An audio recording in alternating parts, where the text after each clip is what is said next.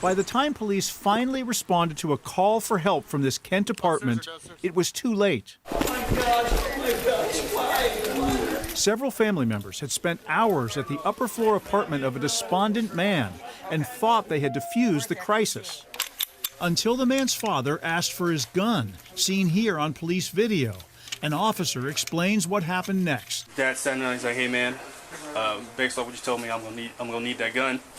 We don't feel comfortable with you having it." So he went to reach for it, grabbed it, and shot himself. Unfortunately, they'd witnessed the male killing himself. This body cam video, which we got through a public records request, was recorded on Sunday, July 25th, just hours after a new set of police reform laws took effect. It's a shame they put new laws in place. We could have helped them. Well, thanks, legislators. In several recorded comments, officers expressed frustration that they could not respond to a 911 call about the same man hours before the fatal shooting. We went to page 3 of that little thing that we did. I'll show you.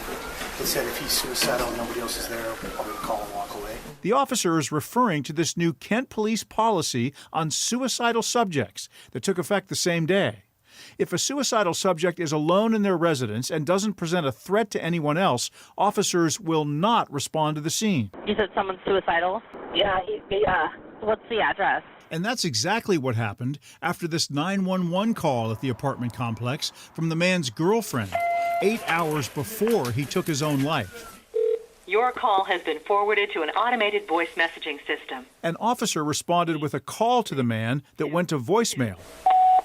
Hi, this is the Kent Police. Instead of a trip to his apartment to assess the situation. Per our new instructions and our new way of doing things, that we're going to make a call and refer them to services. So I will be ending my recording now. I spoke to the victim's father, who allowed us to tell this story, although he did not want to be interviewed.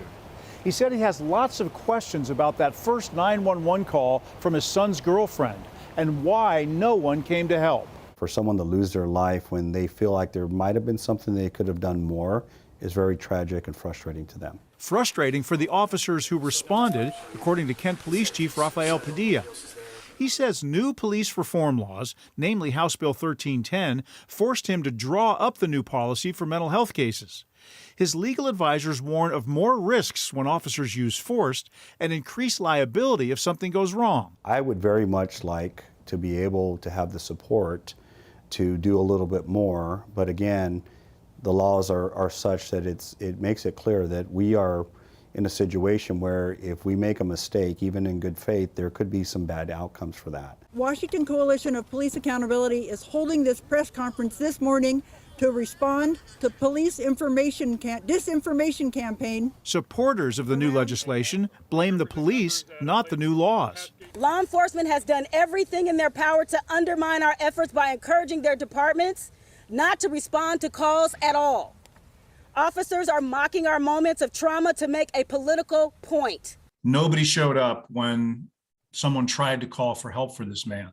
Yeah, and it's heartbreaking, and the results are tragic. The ACLU says some police agencies are weaponizing reform and misapplying the new laws. And what the law says is that when they do show up, that they have to use reasonable care in carrying out their duties.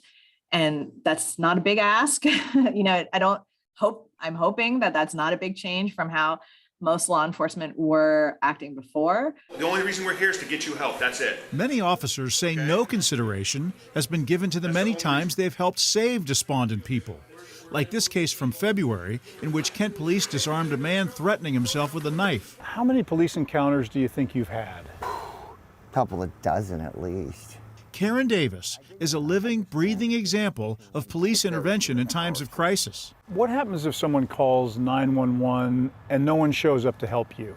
I wouldn't be around right now if that had happened, probably. I mean, they've stopped me from hurting myself, from killing myself. They've stopped me. A Navy veteran and trans woman who has long battled discrimination and suicidal thoughts. I've been hospitalized overall close to 50 or more. I've lost count. 26, what's the unit number? Karen says the only thing she's had in some of her worst moments is that police officer who responds to the call. You know, these new reforms are preventing them from helping those of us, like me, who need their help. He was making suicidal statements. Okay, we're coming. Help that didn't come here in Kent until it was too late. Chris Ingalls, King 5 News. So if you or someone you know needs help, one phone call can put you right in touch with resources. You can reach the National Suicide Prevention Lifeline. It's 800-273-8255. It's available 24/7. It is free and confidential.